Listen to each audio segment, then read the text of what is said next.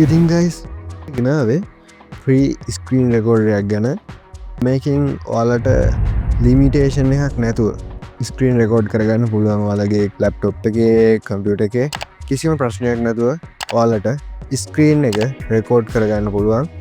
මම සෑහෙන කාලයක් තිස්සේ ඉඳන් පාවිච්චි කරන්නේ මේ ෆ්‍රීකැම් කියන සොෆ්ට්වෙයාර් එක. මම ඔයාලට ඒක පෙන්නන්නම්.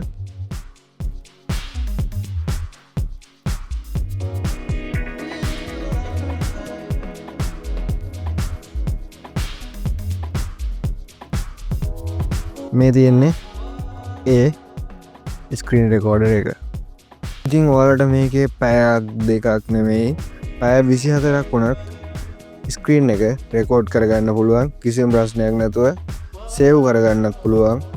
ඉතින් ඔයාලට ලේසියෙන්ම පාවිච්චි කරන්න පුළුවන් ස්ක්‍රීන් එක රෙකෝඩ් කරගන්න පුළුවන් YouTubersලට. ඊට පස්සේ ක්ලාස් එකක් Zoom ක්ලාස් එකක් රෙකෝඩ් කරනවා නම් ඒක ඒ විදිහට රෙකෝඩ් කරගන්න පුළුවන්. ඊට පස්සේ මයික් චේන්ජ් කරන්න පුළුවන්.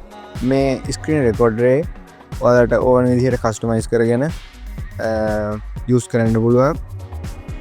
මේ තියෙන්නේ ඒ ස්ක්‍රීන් රෙකෝඩරේ මම කතා කරේ ෆ්‍රී කැම් කියන සොෆ්ට්වෙයාර් එක.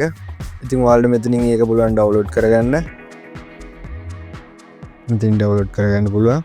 ඩවුන්ලෝඩ් කරලා ඉන්ස්ටෝල් කරලා ඔයාලට ඔයාලගේ PC එකත් පාවිච්චි කරන්න පුළුවන්. එහෙනම් අපි ඊළඟ වීඩියෝ එකේ හම්බෙමු. Goodbye.